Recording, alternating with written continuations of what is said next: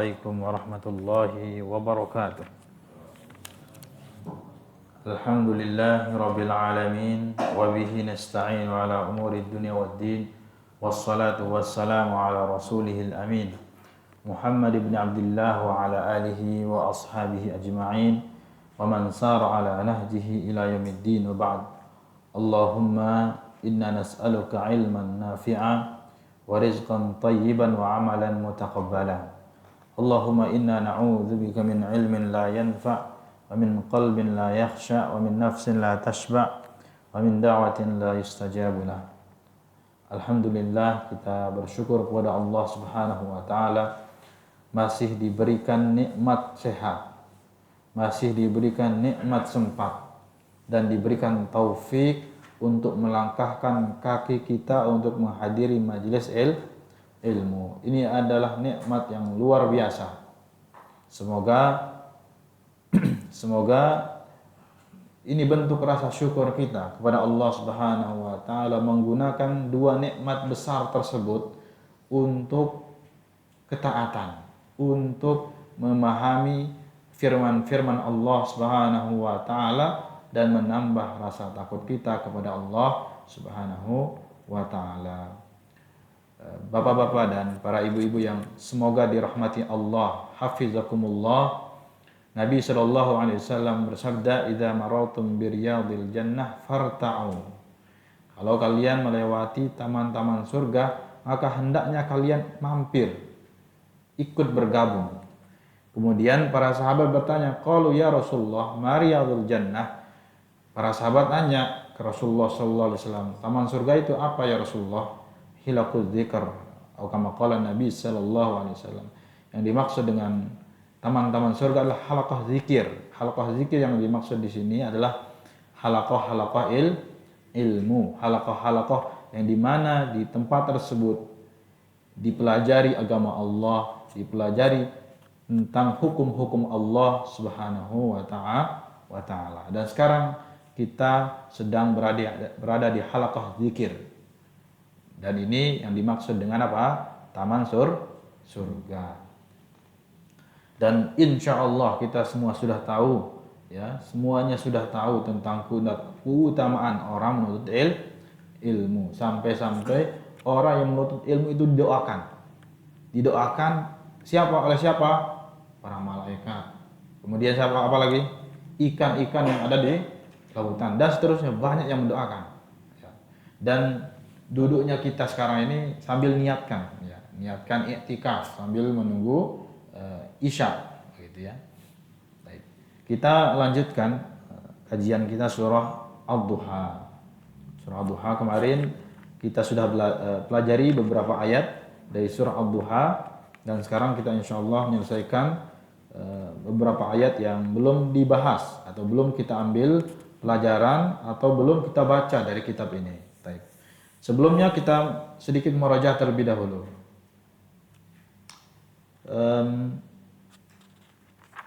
Apa sebab turun surah Ad-Duha ini? Ada yang masih ingat?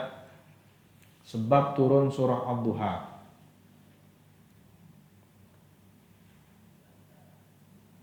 Yaitu ketika Nabi SAW tidak bisa melaksanakan sholat malam.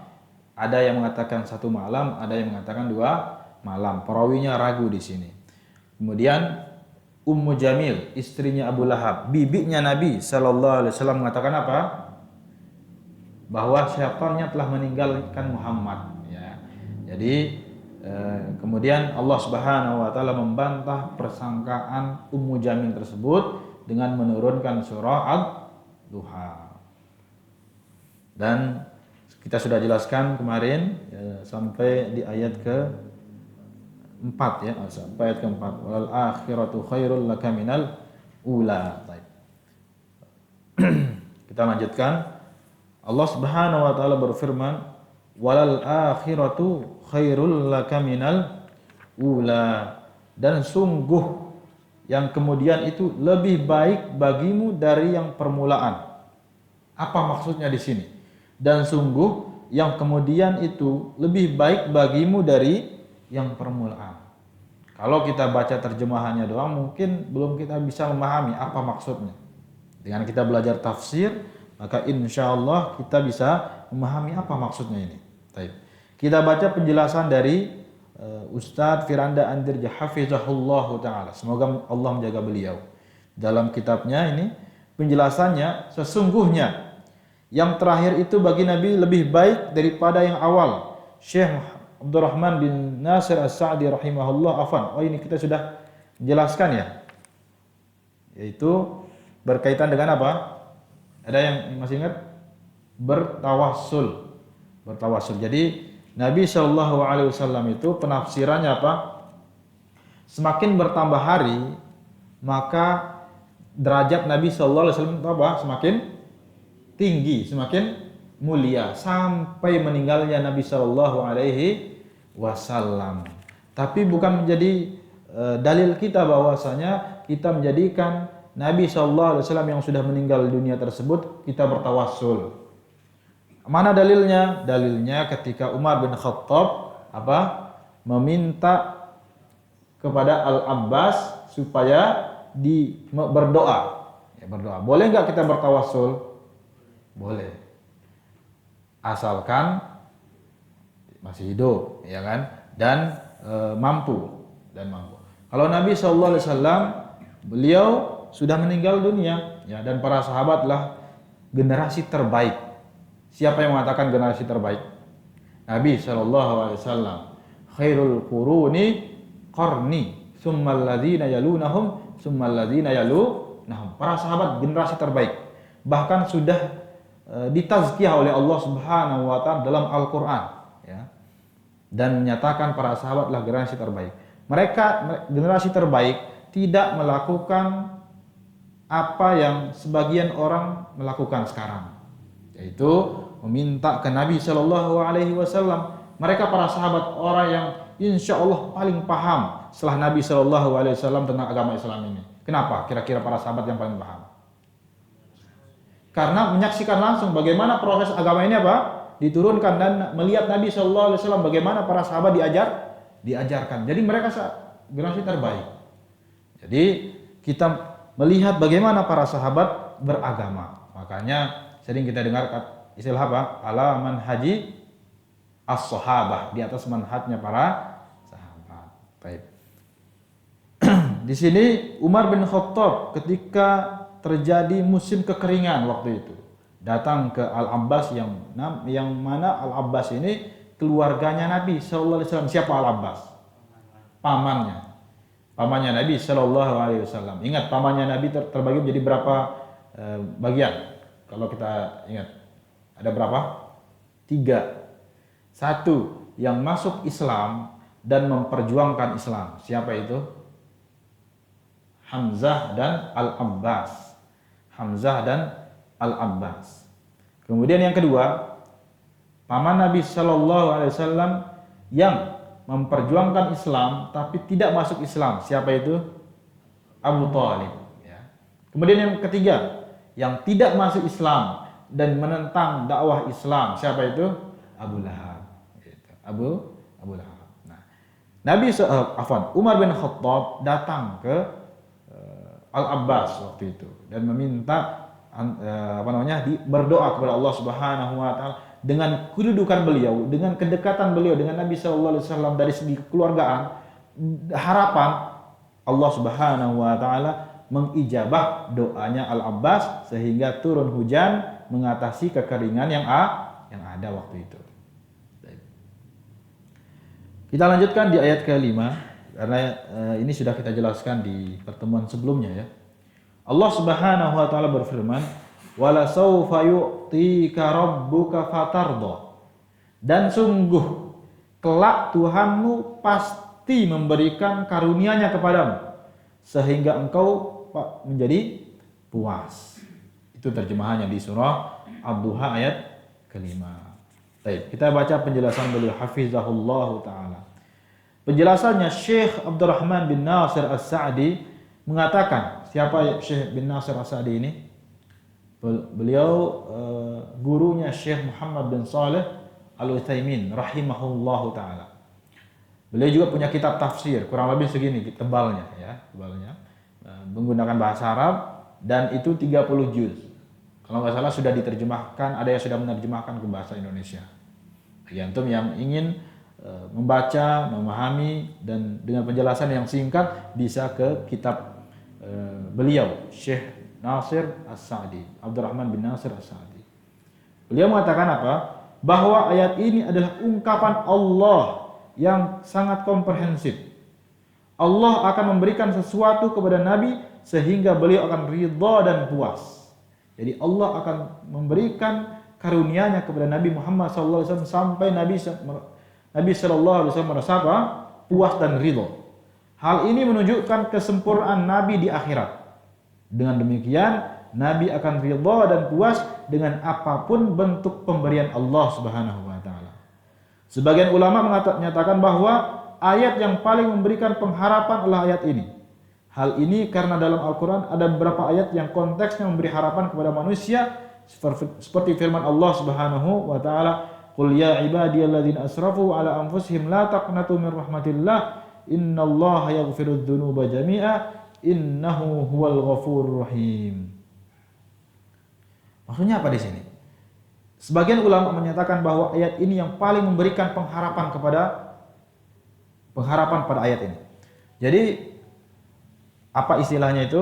Pengharapan bahwasanya Allah Subhanahu wa taala akan terus memberikan karunia-Nya kepada Nabi Muhammad sallallahu alaihi wasallam, dan begitu juga orang-orang yang mengikuti apa? Nabi sallallahu alaihi wasallam. Wala sawfa yu'tika rabbuka fatardha.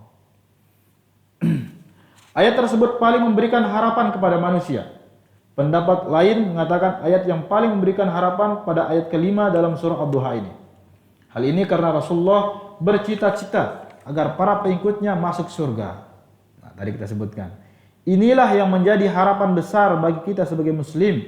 Bahkan inilah yang salah satu syafaat Nabi untuk para pelaku dosa-dosa besar selama tidak menyekutukan Allah Subhanahu wa taala. Ini bentuk karunia Allah Subhanahu wa taala kepada kita, ya. Dan dijelaskan di sini bahwa hal ini karena Rasulullah bercita-cita agar para pengikutnya masuk surga. Dan Abdullah bin Mas'ud radhiyallahu anhu. Siapa Abdullah bin Mas'ud ini? Abdullah bin Mas'ud ini adalah sahabat Nabi sallallahu alaihi wasallam yang mulia, yang dia kurus, ya, kurus tapi menghafal Quran. Bahkan Abdullah bin Mas'ud ini kalau di kitab-kitab hadis itu yang namanya Abdullah itu banyak, ya, yang namanya Abdullah itu banyak. Tapi kalau misalkan disebutkan an Abdillah, berarti yang dimaksud siapa? Abdullah ibnu Mas'ud. Jadi lihat tuh, kalau misalkan dari sahabat qala Rasul an Abdillah qala Rasulullah sallallahu alaihi wasallam misalkan, berarti yang dimaksud siapa? Abdullah ibn Mas'ud. Berarti kalau Abdullah itu diantaranya siapa? Nama-nama Abdullah. Abdullah ibn Umar, Abdullah ibn Mas'ud, Abdullah ibn Abbas, Abdullah ibn Amr ibn As, dan banyak, ya. Tapi kalau misalkan di dalam kitab hadis ada namanya Abdullah, setelah Abdullah kemudian Rasulullah, berarti yang dimaksud siapa? Abdullah ibn Mas'ud radhiyallahu anhu. Ia berkata, "Kunna ma'a Rasulillah sallallahu alaihi wasallam fi Qubbah." Kami berjumlah 40 orang bersama Rasulullah sallallahu alaihi wasallam, nahwan min arba'ina rajulan. Faqala, ya, Rasulullah sallallahu alaihi wasallam berkata, "Atardawna an takunu rubu'a ahlil jannah?" Apakah kalian senang bila menjadi seperempat dari penghuni surga? Qala qulna. Para sahabat berkata, kami menjawab iya. Qulna na'am. Faqala atardawna an takunu thulutha ahlil jannah? Ya. Kemudian beliau bertanya lagi, apakah kalian senang menjadi sepertiga penghuni surga? Ya. Faqulna na'am. Maka para sahabat menjawab apa? Iya. Faqala walladhi nafsi biyadihi inni la arju an takunu nisfa ahlil jannah. Ya. Kemudian menjawab, dan demi jiwa Muhammad yang berada di tengahnya, yaitu Nabi sallallahu alaihi wasallam bersumpah, ya. Dan berazam, bersumpah, walladzi nafsi biyadi inni la arju an takunu nisfa ahlil jannah, ya. Aku berharap kalian menjadi setengah dari penghuni surga. Annal jannata la yadkhuluha illa nafsun muslimah. Ya. Jadi beliau Nabi Muhammad sallallahu alaihi wasallam di awal, kalau bahasa mudahnya, mau enggak kalian yang menjadi penghuni surga itu apa? Seperempat dari kalian. Para sahabat jawabnya apa? Iya ya Rasul. Kemudian ditanya lagi oleh Nabi sallallahu alaihi wasallam, kalau sepertiganya bagaimana? Mana lebih banyak, sepertiga atau seperdua? Ya sepertiga. Ternyata Nabi sallallahu alaihi wasallam lebih sangat berharap setengah dari penghuni surga itu apa? Umatnya Nabi Muhammad sallallahu alaihi wasallam. Annal jannata la yadkhuluha illa nafsun muslimah, ya. Surga, yaitu penghuni surga, tidak ada yang bisa masuk surga tersebut adalah kecuali jiwa yang apa? Yang memiliki jiwa yang berserah diri kepada Allah Subhanahu wa taala. Kalau enggak berserah diri kepada Allah Subhanahu wa taala, enggak masuk surga. Itulah definisi dari apa? Islam itu sendiri. Ingat enggak definisi Islam itu apa? Ada yang masih ingat? Apa Paris? Definisi Islam itu apa? Nah, jadi jangan ada yang cocok logi. Cocok loginya gini. Islam adalah I-nya Isya, S-nya subuh, L-nya lohor, A-nya asar, apa lagi itu? M-nya maghrib katanya. Itu cocok logi namanya ya. Apa definisi Islam itu apa? Atau ada juga yang membuat Islam adalah ingin selamat laksanakan ajaran Muhammad katanya. Islam itu apa kira-kira? Islam adalah definisinya adalah al-istislamu lillahi bit-tauhidi wal inqiyadu lahu bit-ta'ati wal bara'atu minasyirki wa ahlihi. Ana ulang. Al-istislamu lillahi bit-tauhidi wal inqiyadu lahu bit-ta'ati wal bara'atu minasyirki wa ahlihi. Artinya berserah diri kepada Allah. Itu Islam. Berserah diri kepada Allah bit-tauhid, dengan mengesahkan Allah. Al-istislamu lillahi bit-tauhid, yaitu berserah diri kepada Allah dengan mentauhidkan Allah. Wal inqiyadu lahu, dan tunduk kepadanya, kepada Allah Subhanahu wa taala.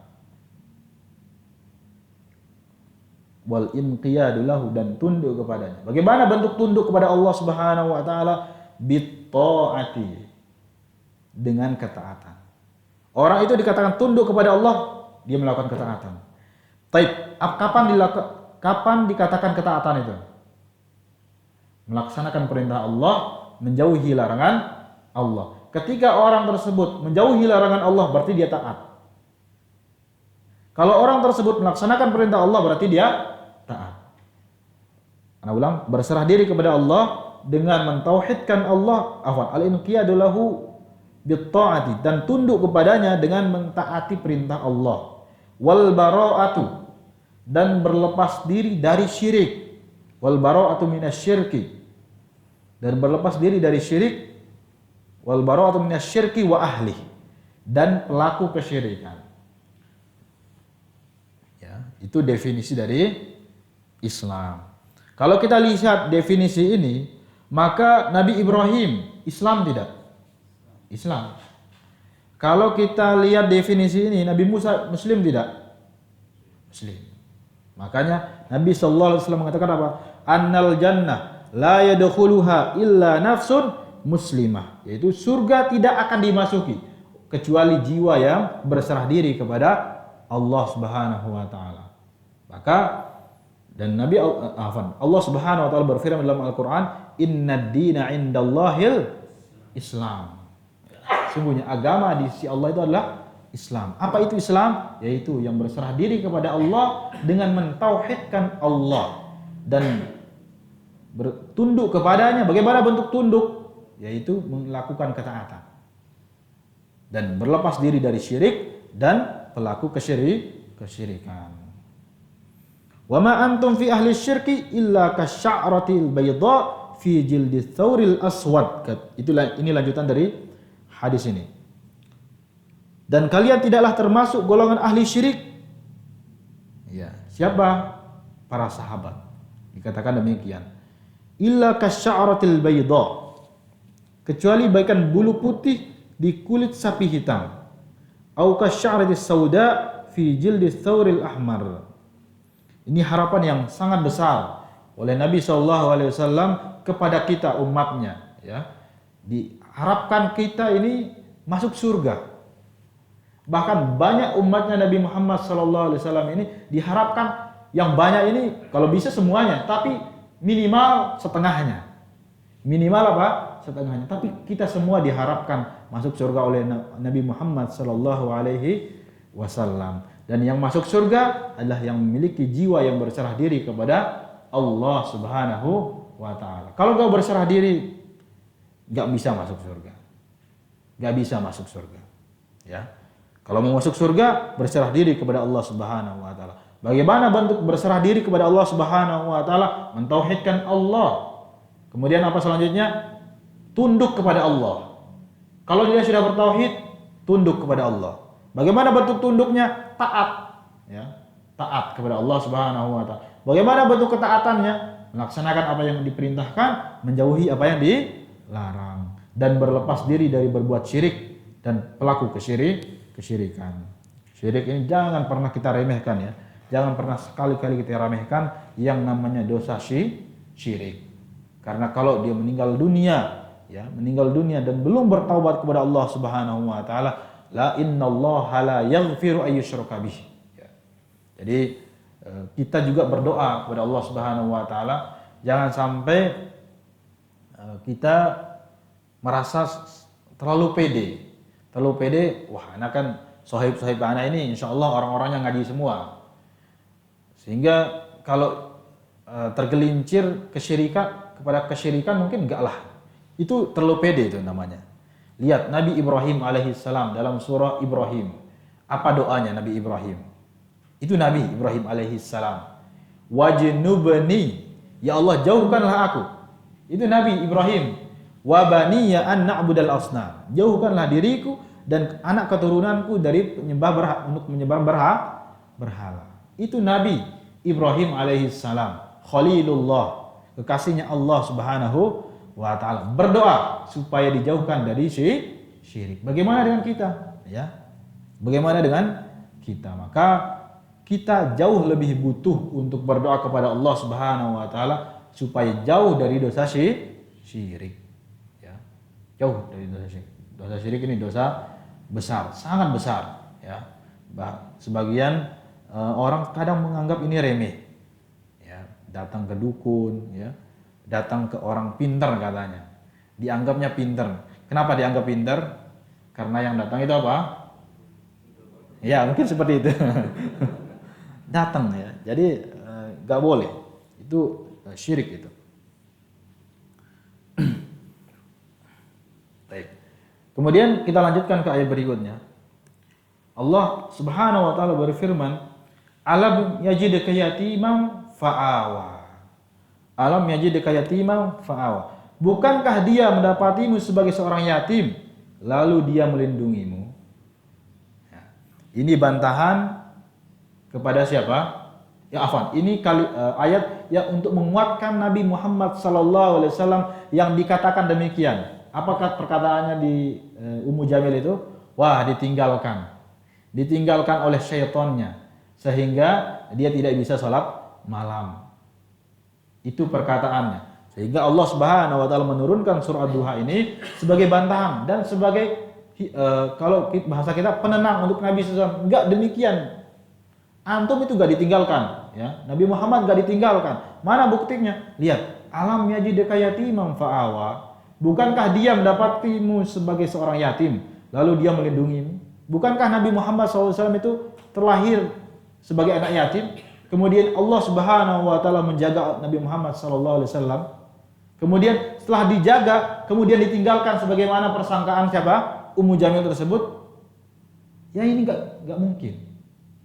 Allah Subhanahu wa taala mendapatkan Nabi Muhammad sebagai anak yatim dan dijaga oleh Allah Subhanahu wa taala, dibimbing oleh Allah Subhanahu wa taala. Kemudian tiba-tiba ditinggalkan, maka ini enggak masuk akal. Alam yajidka yatimam fa'awa. Bukankah dia mendapatimu sebagai seorang yatim lalu dia melindungimu? Penjelasannya, Nabi Shallallahu Alaihi Wasallam dilahirkan dalam keadaan yatim.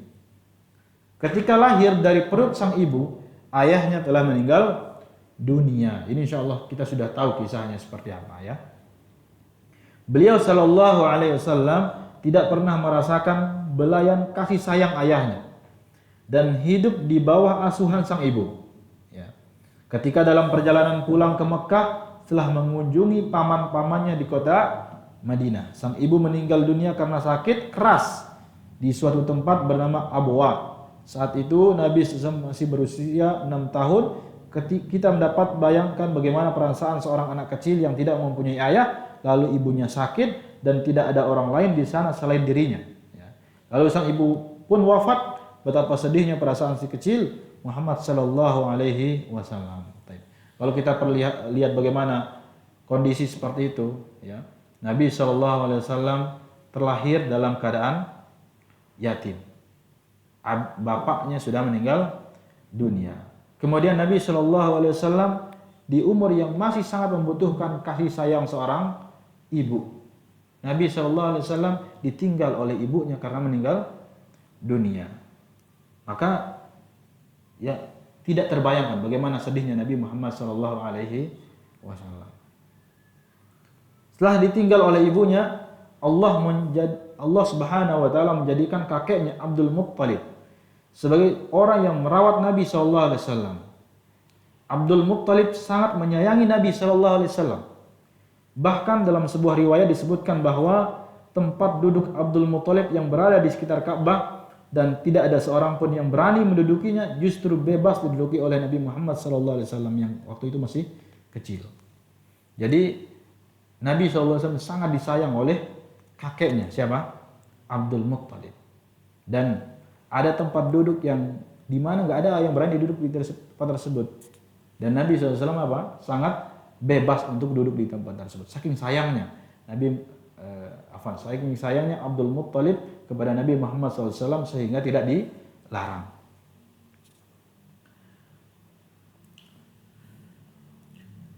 Bahkan ya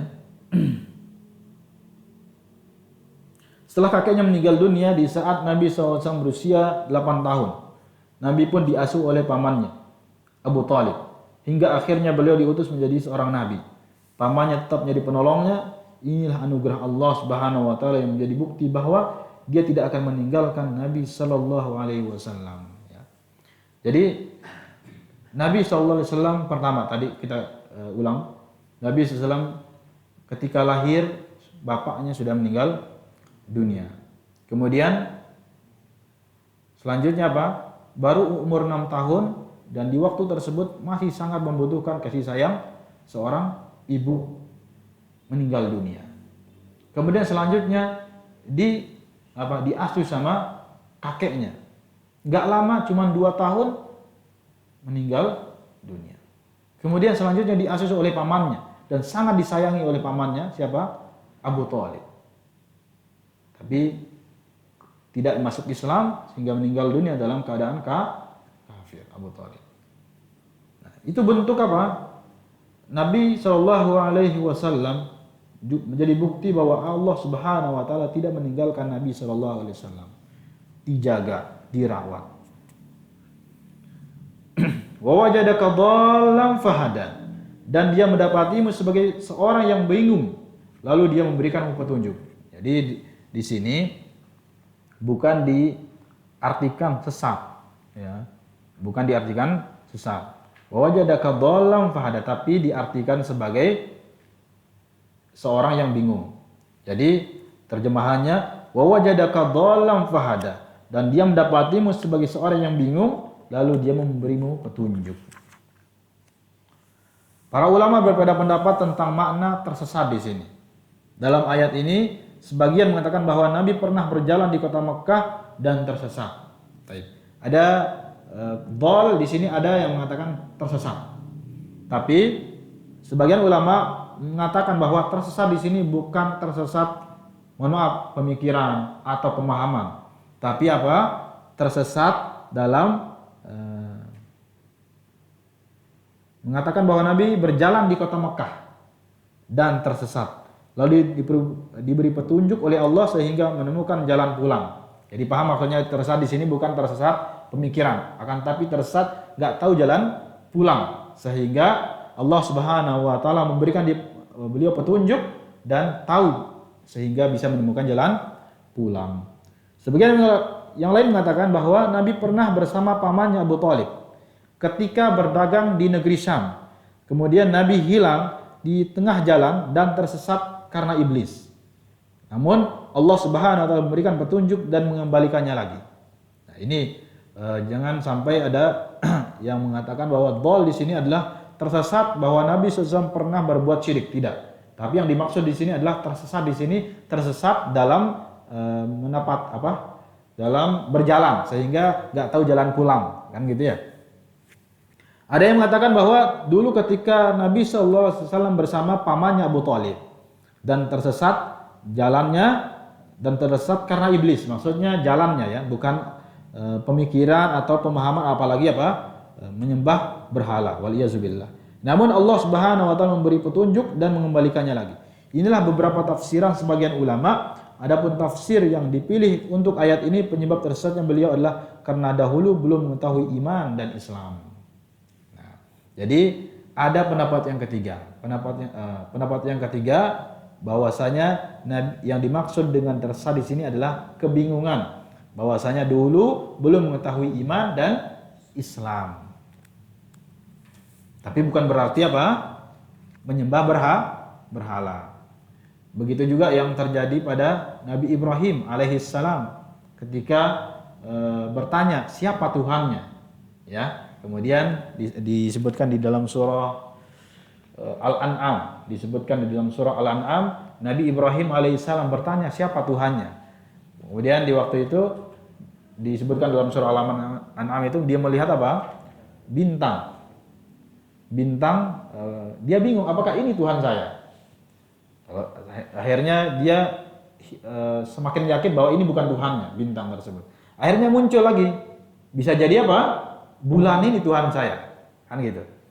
Ternyata, tapi Nabi Ibrahim alaihissalam nggak pernah berbuat syirik. Nabi Ibrahim alaihissalam kebingungan siapa Tuhannya, apa Tuhannya, sehingga akhirnya menyimpulkan dia berdoa kepada Allah Subhanahu wa taala supaya diberikan petunjuk siapa Tuhannya. Ya.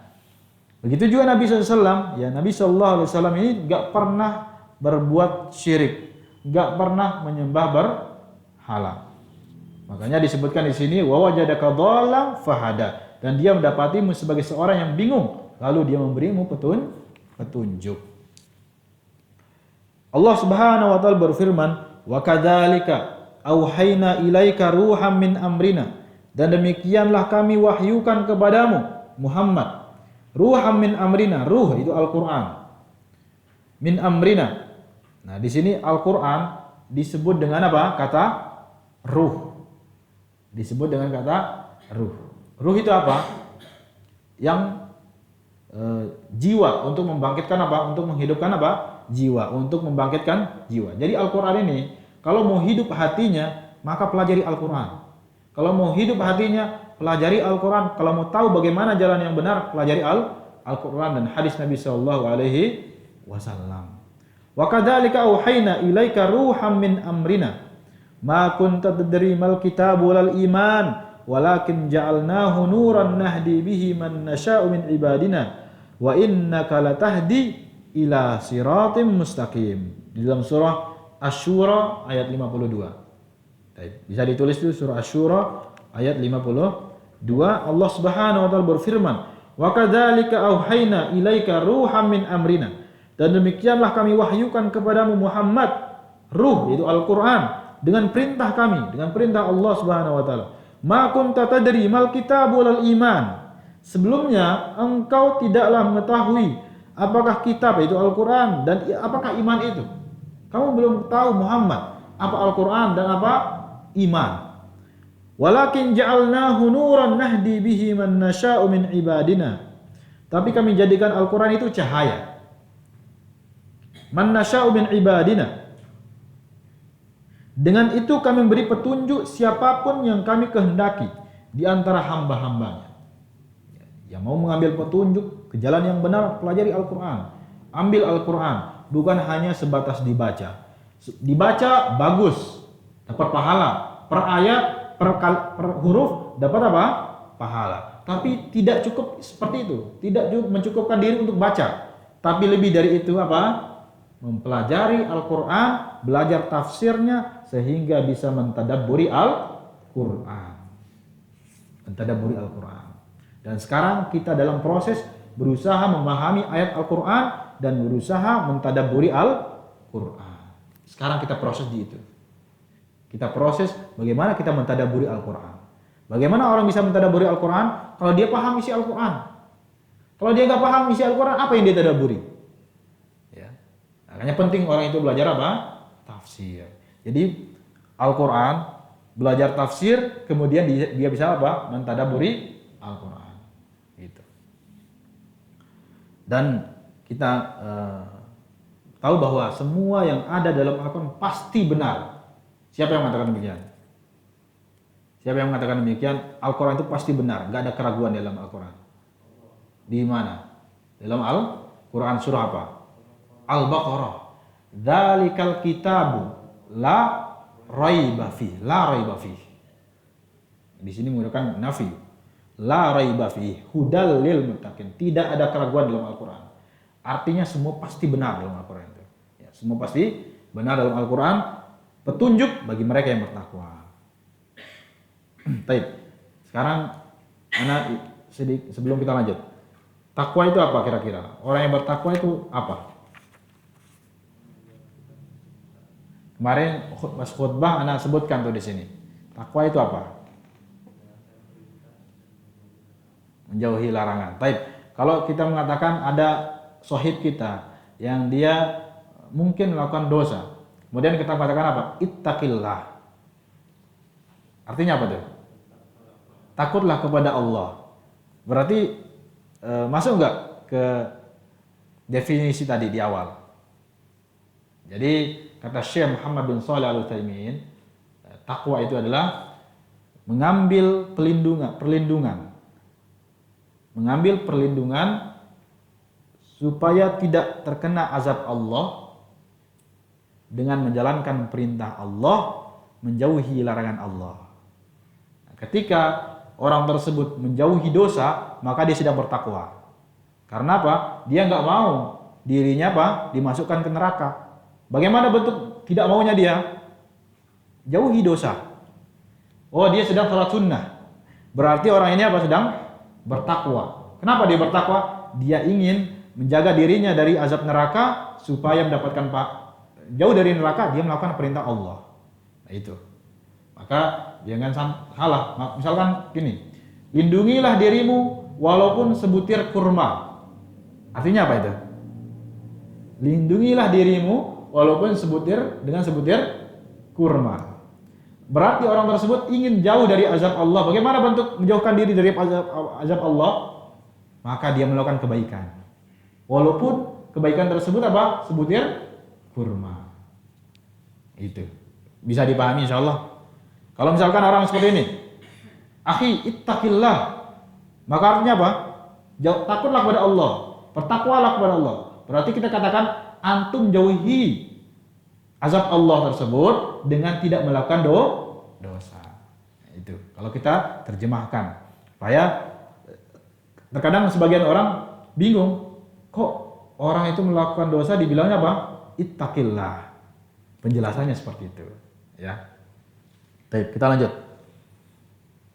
Hudal lil muttaqin. Jadi siapapun yang mengambil Al-Qur'an jadi pegangannya, maka tidak tersesat. Siapa yang mengatakan demikian? Al-Qur'an. Karena Al-Qur'an la raiba fi, disebutkan dalam Al-Baqarah. Begitu juga Nabi sallallahu alaihi wasallam dalam hadisnya yang sahih, ya. Aku telah meninggalkan dua, yang mana apabila kalian berpegang teguh kepada dua tersebut, maka kalian tidak akan pernah sesat selama-lamanya. Apa itu? Al-Qur'an dan sunnah Rasul sallallahu alaihi wasallam. Baik. Wa wajadaka a'ilan fa'aghna. Wa wajadaka a'ilan fa'aghna. Dan dia mendapatimu sebagai seorang yang kekurangan, lalu dia memberikan kecukupan. Nah, ini bentuk perhatian Allah Subhanahu wa taala kepada Nabi Muhammad sallallahu alaihi wasallam, sehingga enggak mungkin persangkaan Ummu Jamil itu bahwasanya Nabi sallallahu alaihi wasallam ditinggalkan oleh Allah Subhanahu wa taala. Ini Allah Subhanahu wa taala mendapatkan Nabi Muhammad yatim, kemudian dijaga oleh Allah Subhanahu wa taala. Kemudian Allah Subhanahu wa taala mendapati Nabi Muhammad sallallahu alaihi wasallam dalam kekurangan. Lalu Allah Subhanahu wa taala memberikan kecukupan. Masa ditinggalkan? Ini bentuk bantahan-bantahan kepada siapa? Ummu Jamil. Pada awalnya Nabi hidup dalam keadaan miskin. Meskipun Nabi hidup menumpang pada Abu Thalib, tapi Abu Thalib juga miskin. Jadi beliau sallallahu alaihi wasallam awalnya menumpang kepada Abu Thalib. Dan Abu Thalib juga miskin. Ya. Oleh karena itulah Nabi bekerja membantu pamannya mengembalakan kambing orang-orang Mekah. Bukan kambing miliknya sendiri. Jadi Nabi SAW itu apa? Pengembala kambing juga. Akan tetapi kambing yang dikembala itu bukan punya beliau, punya orang Mekah yang dikembala, berharap dengan pekerjaan tersebut mendapatkan upah menjadi apa? Yang untuk mencukupi apa? Kehidupan beliau waktu itu. Abu Thalib, pamannya Abu Thalib. Di kemudian hari Nabi bekerja kepada Khadijah dan akhirnya menikah dengan Khadijah radhiyallahu anha yang kaya dan mengorbankan seluruh hartanya untuk Islam. Ya. Beliau juga dipertemukan dengan sahabat yang mulia Abu Bakar radhiyallahu anhu yang juga mengorbankan seluruh hartanya untuk Islam. Selanjutnya Allah menakdirkan Nabi menang dalam banyak perang, mendapatkan banyak harta ghanimah dan harta faid, sehingga beliau memiliki harta yang banyak. Nabi pun membagikan kepadanya kepada fakir miskin dan orang-orang yang membutuhkan. Oleh karena itulah Allah Subhanahu wa taala, oleh karena itulah beliau adalah orang yang paling dermawan. Jadi maksudnya bahwa Nabi Muhammad sallallahu alaihi wasallam dulu hidupnya dalam keadaan kurang. Numpang ke siapa? Abu Thalib. Abu Thalib ini juga miskin, sehingga Abu Thalib juga menggembala apa? Kambing yang bukan punya beliau, tapi apa? Punya orang Mekah. Nabi SAW ikut membantu, dan bahkan beliau Nabi Muhammad SAW bekerja kepada siapa? Khadijah. Bekerja kepada Khadijah, kemudian akhirnya menikah. Kemudian akhirnya bertemu dengan Abu Bakar dan memiliki harta, dan semua hartanya diperuntukkan untuk Islam. Dan seterusnya akhirnya menakdirkan Allah Subhanahu wa taala menakdirkan menang di banyak peperangan, kemudian mendapatkan ghanimah, sehingga beliau memiliki harta dan disedekahkan kepada orang yang membutuhkan, kepada fakir miskin, sehingga beliau dikatakan orang yang dermawan. Begitu. Jadi jangan tiba-tiba katanya Nabi SAW kurang, miskin, tapi kok bisa dikatakan dermawan? Nah itu sebab rentetannya ya. Kita dengarkan azan terlebih dahulu.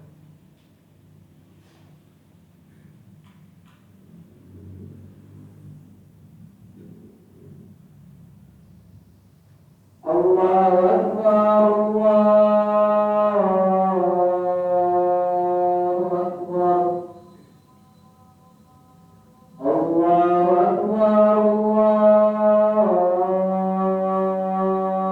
Akbar.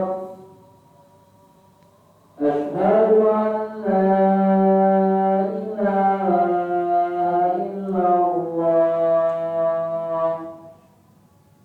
Asyhadu an la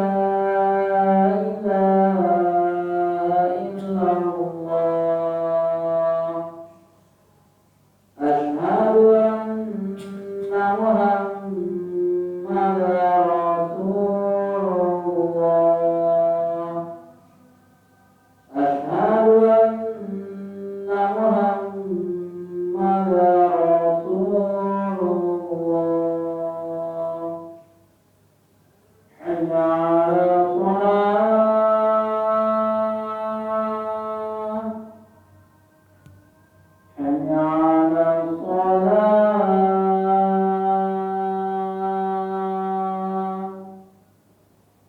حي على الفلاح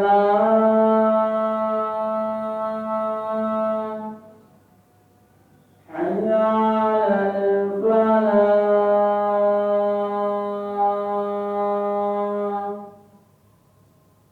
الله أكبر الله أكبر لا إله إلا الله.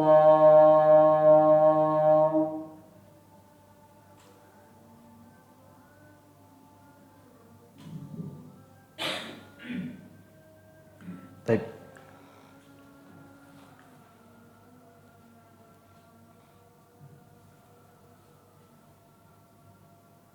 Kita lanjutkan. Bismillahirrahmanirrahim.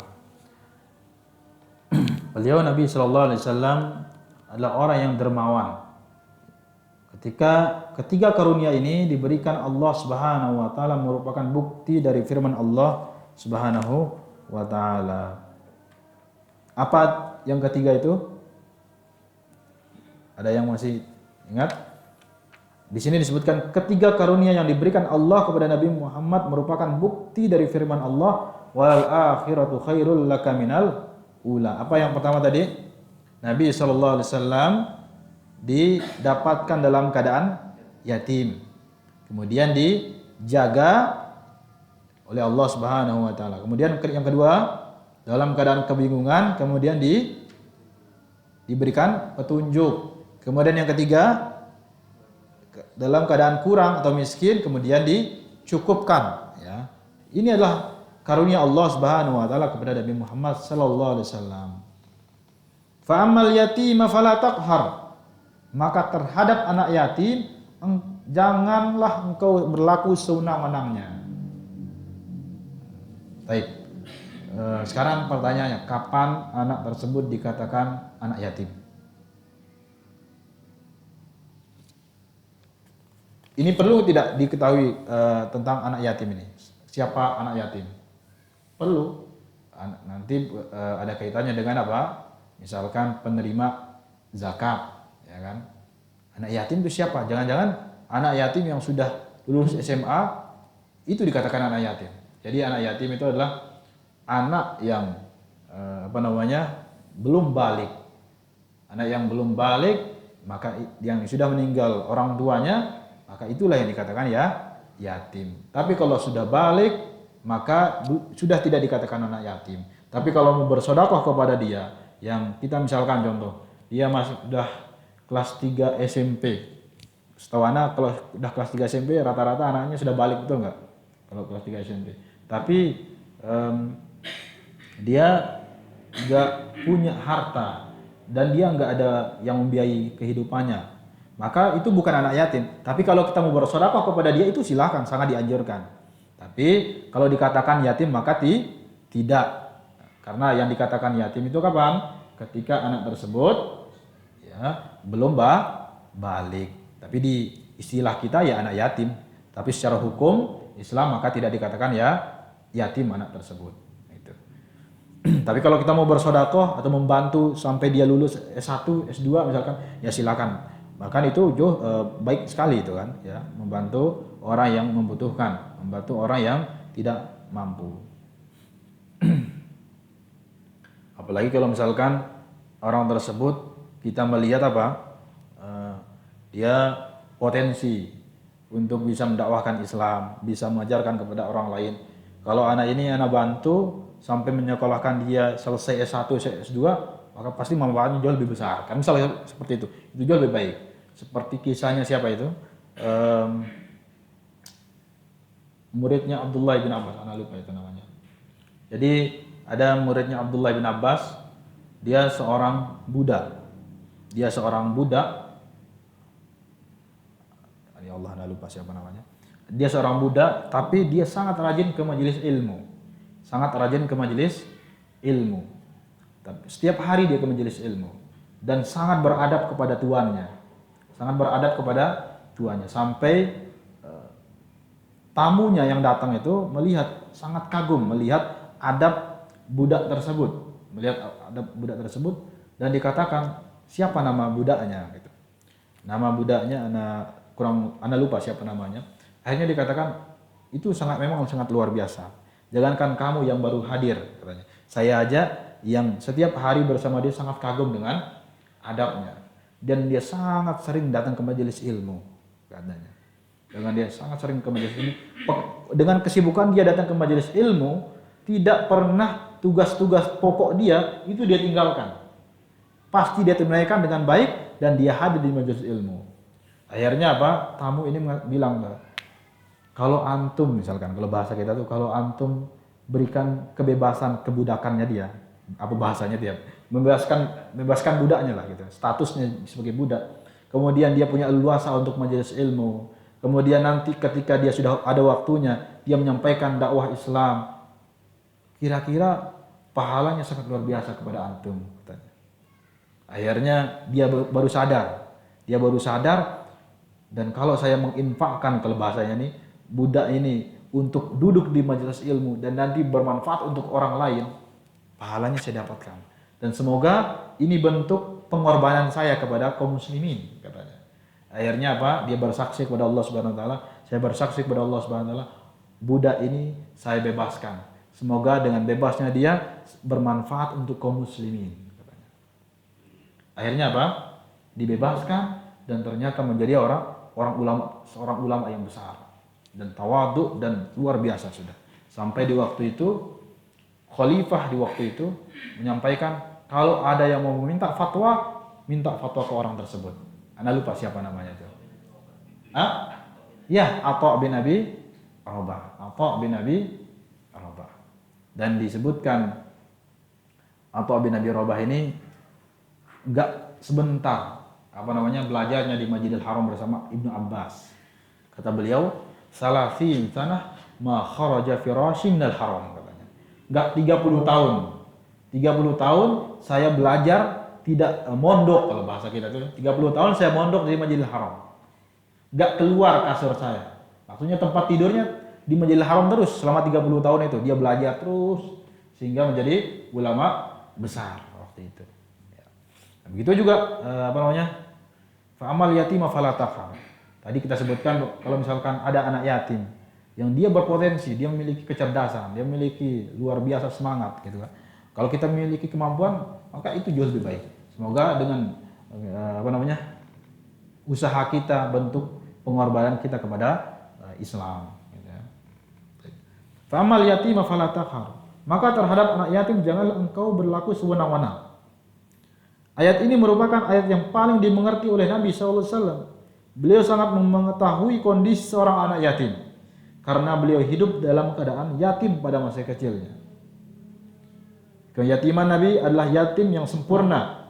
Beliau sama sekali tidak pernah merasakan rasa kasih sayang ayah. Bahkan ia ditinggal mati oleh ibunya ketika berumur 6 tahun. Saat mulai memberikan kasih sayang, bahkan beliau sangat mengetahui perasaan seorang yang kehilangan. Dan Nabi tidak mungkin bersikap sewenang-wenang terhadap anak yatim karena beliau pernah merasakan hidup dalam keyatiman. Jadi Nabi SAW sangat paham bagaimana kondisi anak yatim itu. Bahkan dalam sebuah hadis yang sahih Nabi SAW bersabda, "Ana wa kafilul yatim fil jannah kahadza." Wa qala bi isba'i as-sababah wal wusta. Jadi Nabi SAW mengatakan apa? Aku dan orang yang mengurus anak yatim. Ana wa kafilul yatim. Aku dan orang yang mengurus anak yatim fil jannah hakada. Dekat enggak ini? Sangat dekat. Wa qala bi isba'ihi as-sababati wal wusta. Sababah itu ini, sababah, wusta itu ini. Jadi kedekatan Nabi SAW dengan orang yang mengurus anak yatim, yang mengurus kebutuhan anak yatim seperti ini dengan Nabi SAW sangat dekat, sangat dekat. Wa amma sa'ila fala tanhar. Dan terhadap orang yang meminta-minta janganlah engkau menghardik. Sebagaimana dahulu engkau tersesat tidak mengerti akan ilmu dan iman, jika ada orang meminta bertanya ilmu kepadamu, janganlah engkau menghardiknya, akan tapi lemah lembutlah kepadanya dan berikanlah ilmu kepadanya. Ya, di sini di penjelasannya, dulu engkau Muhammad kebingungan juga, ya kemudian Allah Subhanahu wa taala memberikan petunjuk sehingga Nabi SAW paham tentang Al-Quran, paham tentang iman. Kalau sekarang ada orang yang bertanya, jawab dengan cara yang baik, jangan dihardik, jangan memberikan jawaban dengan cara-cara yang tidak baik. Inilah peringatan kepada para dai dan ulama agar mereka bersabar dengan orang-orang yang bertanya kepada mereka agar bersabar dalam berdakwah. Ada banyak orang yang bertanya tapi tidak memiliki atau belum tahu ada bertanya sehingga kadang-kadang mengganggu dai dan ulama tersebut. Jadi di sini beliau menyebutkan, jadi kadang ini sebagai bentuk ujian kepada para dai. Ketika dia harus ditanya padahal dia lagi sama keluarganya misalkan, dia diminta jawaban dan seterusnya, kadang nggak kenal waktu, kata beliau. Ya. Ini bentuk ujian, ya, tapi kita nggak boleh menjawab, afwan, antum ini nggak tahu waktu ana ya lagi istirahat, nggak boleh seperti itu. Itu bentuk apa? Wa masaila fala tanhar. Maka jawablah dengan cara yang sopan dan baik. Dan begitu juga orang-orang yang bertanya, maka perlu perhatikan waktu, maka perlu perhatikan apa? Keadaan. Tidak semua waktu itu bisa bertanya. Atau jangan menganggap semua ustaz itu paham semua apa? Permasalahan. Paham semua permasalahan, nggak semuanya, ya, nggak semuanya. Banyak, sangat banyak ketidaktahuan kita. Maka kalau kita tidak tahu dan kita menjawab la adri, itu bukan menjadi aib sebenarnya, itu nggak aib. Misalkan ada orang yang ditanya menjawab la adri, itu nggak masalah. Ya, sebagian orang malu kalau menjawab apa, seakan nggak tahu, kok ustaz nggak tahu. Padahal itu hal biasa. Lihat Imam Malik, siapa yang sekelas dengan Imam Malik? Ketika ditanya gimana? La adri, nggak tahu. Itu Imam Malik. Kita siapa? Nah, justru kalau kita berusaha menjawab, padahal itu bukan jawaban yang benar, tapi karena nggak enakan. Aduh, dia bertanya masa nggak ana jawab, sehingga yaudah ana jawab, tapi ana nggak yakin ini benar. Nah, itu justru malah jadi masalah. Sampaikan ana nggak tahu, la adri, bukan malah menjawab padahal jawabannya nggak tepat. Ayat ini, kata beliau, berlaku untuk umum dan bukan hanya berkaitan dengan orang yang bertanya. Apabila ada orang yang meminta-minta, ya. Jadi ayat ini bukan hanya untuk orang yang bertanya. Begitu juga orang yang meminta-minta, misalkan ada yang minta-minta, tapi ternyata kita nggak ngasih, maka berikanlah cara atau penolakan yang beradab, yang sopan. Tidak perlu antum minta-minta terus. Ya, jangan seperti itu. Maka ini termasuk ke ayat ini, wa ammasaila fala tanhar. Satu ayat lagi, wa amma bi ni'mati rabbika fahaddits, dan terhadap nikmat Tuhanmu hendaknya engkau nyatakan dengan bersyukur. Wa amma bi ni'mati rabbika fahaddits, dan terhadap nikmat Tuhanmu hendaknya engkau nyatakan dengan bersyukur. Artinya apapun yang Allah Subhanahu wa taala berikan nikmat kepada kita wajib kita syukuri. Berapa nikmat Allah? Banyak. Bahkan ketika kita bersyukur itu nikmat. Berarti orang tersebut tahu tentang Allah Subhanahu wa taala yang memberikan dia nikmat, maka ketahuan kita, pengakuan kita kepada Allah Subhanahu wa taala itu bentuk nikmat. Maka terus kita bersyukur. Jadi enggak ada waktu kecuali untuk bersyukur kepada Allah Subhanahu wa taala. Baik. Ada tiga pendapat makna nikmat yang ada pada ayat terakhir dari surah Ad-Duha ini. Yang satu, nikmat kenabian Nabi sallallahu alaihi wasallam.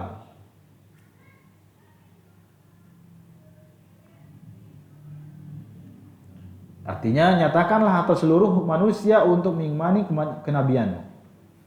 Yang kedua, nikmat yang dimaksud di sini adalah nikmat Al-Qur'an.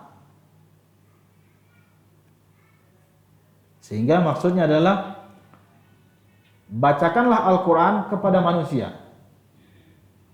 Wa amma bi ni'mati rabbika fahaddits. Jadi Al-Qur'an ini adalah nikmat, ya, karunia Allah Subhanahu wa taala kepada kita, mukjizat. Mukjizat kepada Nabi Muhammad sallallahu alaihi wasallam. Ini adalah nikmat, maka bacakanlah Al-Qur'an ini kepada manusia.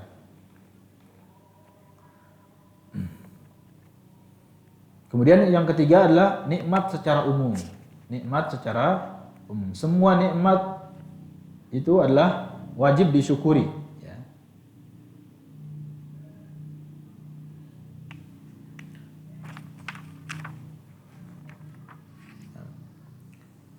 Itu beberapa pendapat dari kalimat nikmat di sini. Wa amma bi ni'mati rabbika fahaddits. Jadi yang pertama adalah nikmat kenabian, maka hendaknya nyatakanlah atau seluruh manusia untuk mengimani kenabian. Kemudian yang kedua nikmat Al-Qur'an, sehingga maknanya adalah bacakanlah Al-Qur'an kepada manusia. Atau membaca Al-Qur'an di antaranya apa? Mendengarkan murattal. Mendengarkan murattal. Jadi perlu diperhatikan juga ketika mendengarkan murattal, perlu ada adab-adabnya. Contoh, dia menyetel Al-Qur'an tapi nggak ada yang dengar di waktu tidur sebagai pengantar tidur, maka ini kurang tepat. Tepat. Kalau mau mendengarkan Al-Qur'an sebelum tidur, ahsan dia baca Al-Qur'an kemudian dia tidur, tanpa dia mendengarkan Al-Qur'an kemudian dia tidur. Ini bentuk adab kepada Al-Qur'an ketika dibacakan. Dan ketika Al-Qur'an pun dibacakan misalkan kepada orang lain, maka hendaknya dia dengar dan perhatikan. Allah Subhanahu wa taala berfirman, "Wa idza quri'al Qur'an fastami'u lahu wa ansitu." Kata-kata istami' itu bukan hanya mendengar, tapi lebih dari mendengar. Apa itu? Dan perhatikan. Istami'. Jadi beda. Isma' artinya dengarlah. Kalau istami' itu artinya dengar dan perhatikan. Makanya kalau misalkan ada yang punya anak mondok di pesantren, orang tempat dia setor hafalan namanya apa? Mustami. Karena mustami ini dia dengar kemudian dia perhatikan apa yang dia dengar itu. Ya. Dan jangan menjadikan Al-Qur'an ini seperti contoh kayak panggilan suara, panggilan untuk apa namanya? Telepon. Karena khawatirnya ketika kita lagi di toilet ada yang nelpon, terbaca Al-Qur'an itu, maka kurang tepat. Jadi Al-Qur'an hendaknya dia apa? Diberikan adab-adabnya, diantaranya taruh di tempat yang layak, kemudian tidak membaca, kemudian dia tidak mendengarkan, atau tadi menjadikan Al-Qur'an itu ringtone apa? Untuk HP-nya, dan nada dering untuk HP-nya. Ya. Nah, ini kurang tepat. Mungkin gimana dong Ustadz kalau misalkan anak mau menjadikan nada dering untuk HP anak? Ya mungkin bisa kita sekarang ini kan ada rekaman suara kita. Bisa kita menggunakan itu kalau kita supaya tidak menggunakan musiknya, ya, tidak menggunakan musiknya atau tidak menggunakan Al-Qur'an, sehingga khawatirnya ketika kita menjadikan Al-Qur'an itu nada dering, masuk toilet kebaca Al-Qur'annya, ya kan?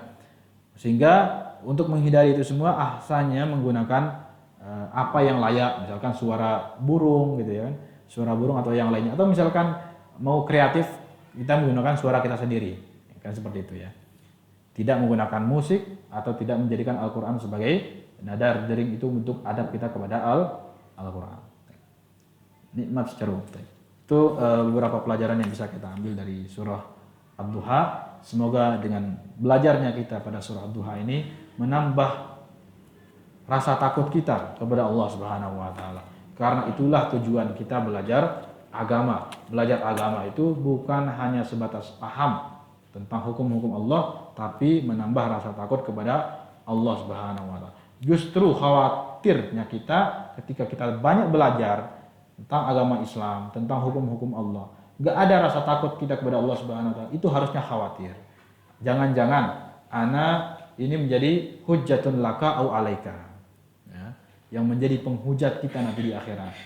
Jadi jangan sampai kita seperti itu. Maka berdoalah kepada Allah Subhanahu wa taala, terus berdoa, Allahumma inna nas'aluka ilman nafi'a wa rizqan thayyiban wa amalan mutaqabbalan. Ya Allah, kami minta kepada ilmu yang bermanfaat, wa rizqan thayyibah, dan rizki yang baik, halal, wa amalan mutaqabbal, dan amalan yang diterima. Terus berdoa kepada Allah Subhanahu wa taala di waktu-waktu yang mustajab. Baik. Semoga kita diberikan keistiqomahan oleh Allah Subhanahu wa taala. Kita tutup dengan doa kafaratul majlis. Subhanakallahumma bihamdika asyhadu an la ilaha illa anta astaghfiruka wa atubu ilaik. Wassalamualaikum warahmatullahi wabarakatuh.